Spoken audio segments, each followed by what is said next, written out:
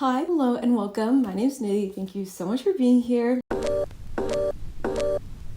Today, I will be filming my mid-year book freakout tag. Comment down below if you've seen my first one back in 2020. That is such a throwback. Thank you so much for sticking with me if you are one of those people. And that's why I'm so excited to film this one, because I think it's just a staple in our community that we do every year. I have read 175 books this year, which is a lot, and I'm really proud of myself considering I'm a college student. I'm also posting on BookTube and taking classes, so it's quite an accomplishment for me. Please let me know all that you've read this year. All the questions will be in the description box and the creator of this tag. I love watching these videos. The first question is, what is the best book you've read so far this year? This one wasn't hard because it's the only book I have put in my favorite of all time shelf on Goodreads, and that is I Am Malala by Malala Yousafzai. I'll link my recently read video where I talk about it and some other mediocre books, but this one was far from mediocre. It was 5 out of 5 stars. I sobbed like a baby at the end of it, and I don't usually cry in books. That's why this truly impacted me in a different way. I Am Malala follows Malala Yousafzai, who's a woman that was shot by the Taliban, in her life and her ancestral heritage growing up and then becoming this political activist after. I want to dedicate my life to humanitarian work. Right now I'm currently studying international affairs and economics, and she is one of the reasons and one of my greatest inspirations on why I want to do the things I do and why I want to help people. I read it through audio, finished it in a single day. Her words are so powerful, and I'm not one that usually reaches for memoirs, so the fact that I'm recommending this means a lot. And the book paints such vivid pictures on her homeland and the country she came from, yet it also empathizes and respects the conflict going on in her story in such a subtle and unique and special way. I've truly never read any book like this, and the fact that it touched me so much to where I was moved by tears is atonement enough. The next question is the best sequel you've read so far, and that is going to go to Catching Fire by Suzanne Collins, which is the second book in the Hunger Games trilogy. I've read all of the Hunger Games books this year. I read the first one a while ago, but I thought I should go back into it and actually finish the series. I even read the prequel, Ballad of Songbirds and Snakes, and let me just say that was the easiest 1 star I've ever given. Let me know if you want to hear my thoughts on that. I would be welcome to share that with anybody and everybody to actually monetize the 16 hours I lost listening to that. I have a reading vlog up for it if you're interested in my thoughts, where I read the entire Hunger Games series. Catching Fire was truly the best sequel I've read this year. It takes everything happening in the Hunger Games, which if you don't know what the Hunger Games is about, it's basically about this dystopian society where people from each district are set forth to fight, and whoever wins is claimed the victor, and it's a message on like capital structure and political parties and true dystopia. Katniss is the blueprint. She was amazing. Catching Fire takes everything in the Hunger Games and yet makes it completely different, and that's what I really love about it, because even though it was a sequel, and usually sequels are my least favorite in trilogies, so the fact that this surprised me or shocked me or even made me see things differently or even introduced like 2 other characters that weren't that important in the first book, yet I cared so much for them at the end of the second book, that is such a short amount of time for me to be moved that way. Suzanne Collins needs her check. I don't know where she is, where she's at, but she deserves it. The third question is a new release you haven't read yet, and that is going to go to Book Lovers by Emily Henry. If you know me, it's such an odd answer to say, because I hated Beach Read. I gave it 1 star. It's like my most like Goodreads review. Follow me on Goodreads. It was an absolute drag to get through. I hated every single second of it. Yet, I read People We Meet on Vacation, which is Emily Henry's second book, and I actually gave it 3 stars because it was much more bearable than I thought it would be. So Emily Henry is very much on the bottom of my to-read list. However, I want to give Book Lovers a chance. I want to see what this is all about. Maybe I'll even convert to an Emily Henry stan. I don't know. I, for one, am definitely more on the dislike middle area, but that is, again, me and my taste in romance, so I understand if it is for you. My twin sister, who's like a romance buff, she reads like every romance ever, loves her, so maybe it's me. I'm probably the problem. I do work at Barnes & Noble, and let me tell you, the day this book was released, chaos. Absolute chaos. The worst experience of my life. I just want to see what it's about. I probably will not like it, knowing me. Sometimes I just like being a menace, you know? I didn't really explain what Beach Read, People Meet on Vacation, or Book Lovers is about, but I'm just assuming it's Emily Henry. The fourth question is your most anticipated release for the second half of the year, and that is easily going to go to Babel by R.F. Kuang. I have only read The Poppy War by her, mainly because I'm putting off the pain that the second and third book will give me. However, everybody I know that's gotten an arc from this says it's the most beautiful piece of literature to ever grace existence, and I don't know what it's about other than it's dark academia, a cast of characters, and R.F. Kuang, probably just a lot of other things that make my head explode. And that's perfect. That's exactly what I want to read. Super excited to get my hands off this one. It comes out in August next month, so I will be reading it. The fifth question is the biggest disappointment of the year, and I have never wanted to make a disappointing reads video other than this year. year because I've had a lot of disappointing reads. I really just build them up in my head and then I read them and then I regret everything. I already talked about it, and that is Ballad of Songbirds and Snakes. Like, I genuinely want to make a rant video about this. Like, it was just not it. The book was just fan fiction. It had so much unnecessary details. I went through it just dreading every single second I even had to listen to it. It made absolutely no sense. I didn't like any of the characters, and maybe just reading the Godspill that is the Hunger Games and then deciding to read this book was just a mistake in itself. However, I don't know why it was included. It did not need to be there. It didn't add anything to me. Am I excited for the movie though? Yes. Yes, I am.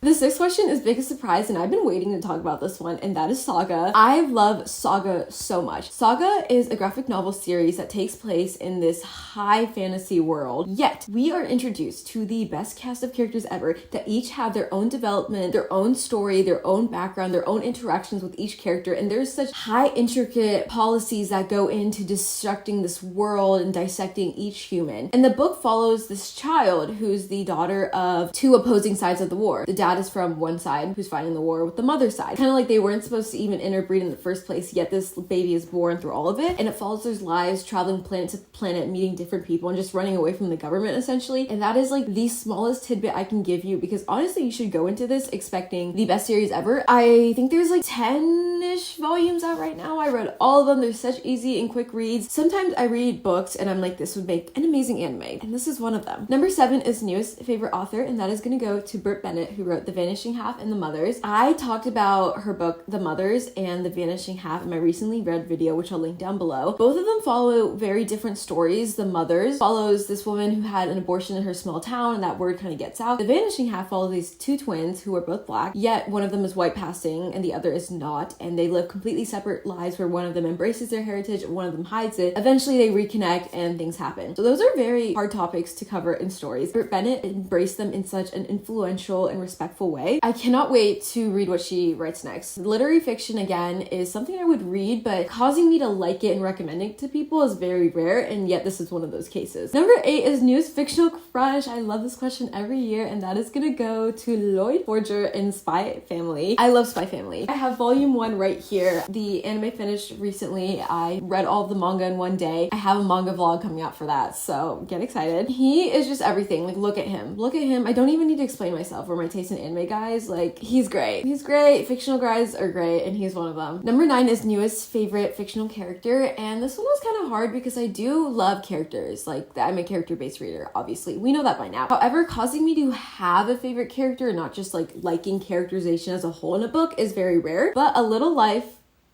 yes, A Little Life by Hanya Yanagihara did it. Jude is the main character of A Little Life, and we follow his lens through the entire horribleness that is A Little Life. I also talked about this in my recently read if you're interested on my thoughts. So I read some like popular TikTok books, and this is one of them. A Little Life is horrid. It's just the worst piece of literature I've ever experienced, and I don't want to explain what it's about because that will maybe incline you to pick it up, and I would never wish that upon anybody. I have not recovered mentally. However, Jude is a very likable character. He goes through situations that I would never ever wish upon anybody, and I don't understand how one man could endure all of that, yet he did. And it's very hard to finish A Little Life and not feel some sort of compassion or sympathy or empathy or just thinking about Jude. I think about Jude more times than I thought I would after finishing A Little Life, and I think that's a great indicator of like a good character. Number 12 is favorite movie adaptation you've seen this year, and I'm gonna cheat and choose a TV show, and I'm sure we know what TV show I'm choosing, and that is Heartstopper by Alice Oseman. I love the Heartstopper series. It's one of my favorite books of all time. Heartstopper follows these two boys, Nick and Charlie, grow up in high school and coming out and just figuring out themselves and their relationship, and it's so cute and so lovely, and the show did it justice, and I love the cast so much. They were recently at like the Pride Parade in like London or something, and it was like the most wholesome video ever. I think all of them were cast so perfectly, and this is just what happens when you include authors in their own adaptations. Heartstopper is just so lovely. The cast of characters, like the side characters too, also have their own story, and I'm such a side characters girl if you haven't noticed already. Number 13 is like favorite video you've uploaded this year, and I'm struggling to get content out, but I'm trying, and I really do love it. And that's probably going to be my recently read book where I read like some TikTok books. Like, I personally love filming it, and I was sponsored by a brand which I never thought I'd work with, and it was also really positively received in my like most watched video this year. It's obviously linked down below, but thank you so much. Question 14 is most beautiful book you bought this year. I don't really buy books. However, working at Barnes & Noble, it is so tempting because that discount